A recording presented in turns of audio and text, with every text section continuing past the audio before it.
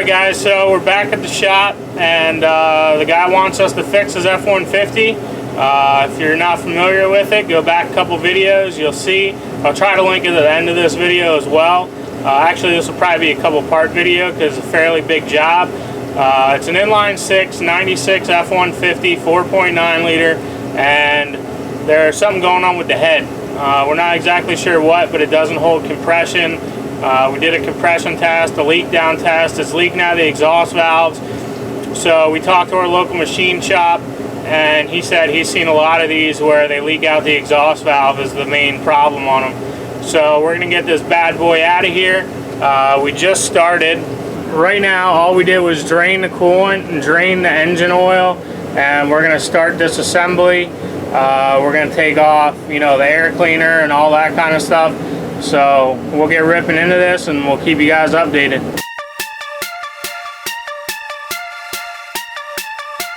Alright guys, so you can see since we've last updated you that we have the upper intake plenum off. We have all the hoses and everything disconnected. We're working on the intake bolts, the lower intake bolts now. So that's where we're at. You can see where the upper plenum bolt's on. Yeah, so that's where we're at, and of course it's a Ford, so everything takes twice as long because they have all the emissions crap, the smog crap, all that's got to come off. So you can kind of see where we're at there. The alternator's out, the smog pump's off.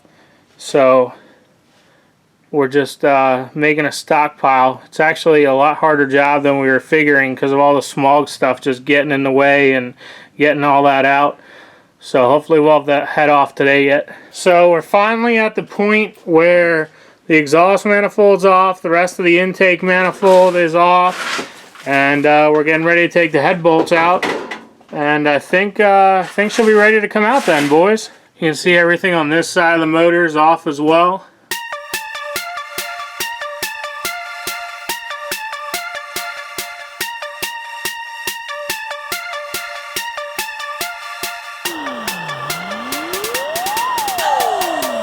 Alright guys, so as you saw, we had to use the breaker bar to get them off. The impact didn't want to break them loose, which happens sometimes. I mean, they are torqued and a stretched bolt, so if you're going to reuse the head, you want to make sure you undo them in the same way that they're torqued.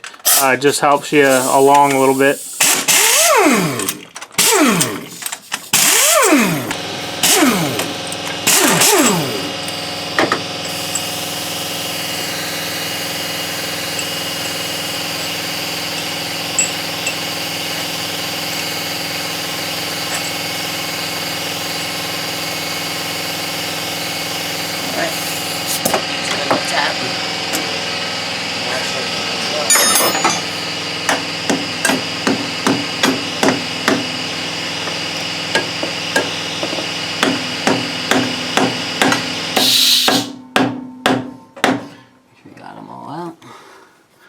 I don't see any. There she went. Goes. I should be banging it, not banging it hard. Oh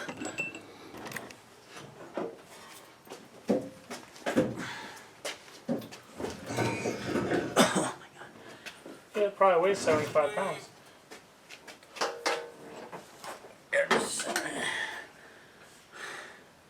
Oh, it looks good. Go out and check it. You're just jealous. You're just like, it's wow, raining. You're not going to tell anything in the rain. That's what I mean. Go look at it now while it looks good.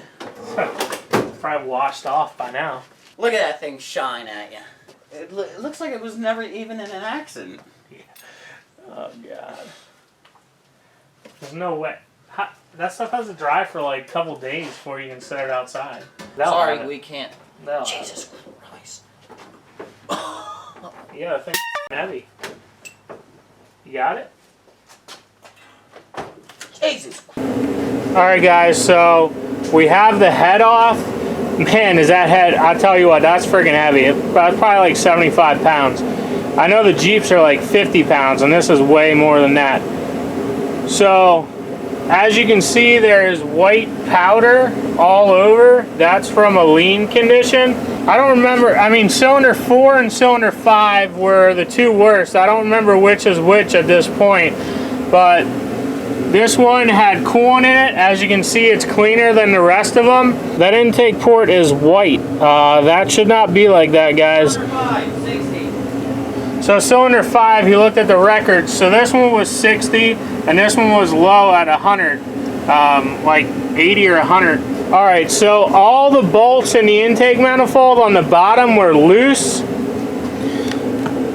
Can you guys see how this one, it's crushed right here? It's not crushed up and around like the rest of them are. See how it's marked?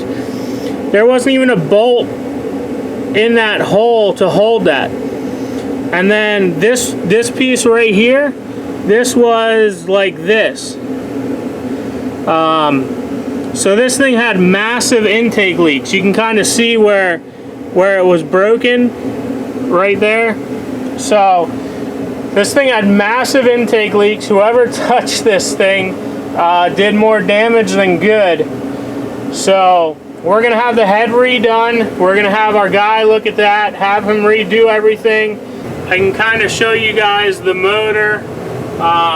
You know, they all look okay, except, you know, those back two right there, they got some issues going on, but that was all due to the head. So the intake manifold is broken. This one would have gone something like this, which is that piece right there that I showed you guys. We found this laying under the truck.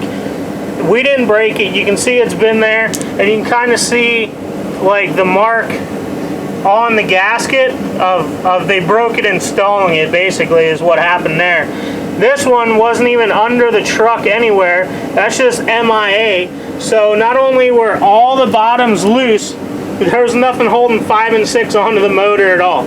Here's the top of the cylinder head. As you can tell, I mean, it has what, 200 and some thousand miles on it. So the head is actually oiling wise in great condition. Not a lot of sludge or anything in there. Someone kept up on oil changes and stuff, but whoever put that intake manifold on definitely didn't help matters out, and that's where all this is from. It actually burned, which is why we have the issue with the leak down test, is it actually burned a valve. If you guys have ever heard anyone say that, that's what happened here. So the whole problem was the intake wasn't installed correctly, and over time it ended up burning a valve and causing a huge issue. And so just for fun, we put soapy water in the tops of the... I recommend doing like this. Yeah, you should use Caro or something, but this is just cheap and what we had laying around. I just grabbed whatever. And you can see it just pouring out, especially this one right here. You know, these were clean, as you could see in the video before, you know, the clip before this. But look at them. They're all just... Fast, what you're doing is actually seeing how fast they run out. Like, look, nothing leaked out of that cylinder yet. This one here is... So this motor was definitely not healthy. Right there, that guy was the big one. Cylinder 4. The problem we had, cylinder 4 and 5 right here, guys. Two worse.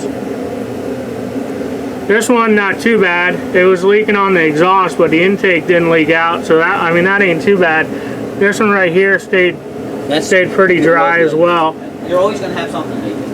Yeah, there's always going to be something leaking out. This isn't really telling you too much, except your valves aren't sealed. Just telling you that you got a problem sealing on valves. What you want is you want them to all be the same. They're not going to seal totally solid. It's going to drop everything out. It's just how fast does it leak out of each one. It's the same thing as a leak down test. That's why they call it a leak down test, because it's a percentage. You remember back in the day when we did this to my Neon over on the old side? Remember I had that Neon and we put the head on it, the junkyard head? Well, the first one we took off when it sat behind the garage, and I put Caro in, and it leaked through like the coolant passages and everything. It was leaking out of it was leaking out of everywhere. I killed that head. It had 200K on it and I had a Mopar computer on it, so I spun it at almost 8,000 RPM, which isn't recommended. Because I had the big cam, it was a 95. I don't know if you guys follow Neons, but there you go, guys. Found the problem.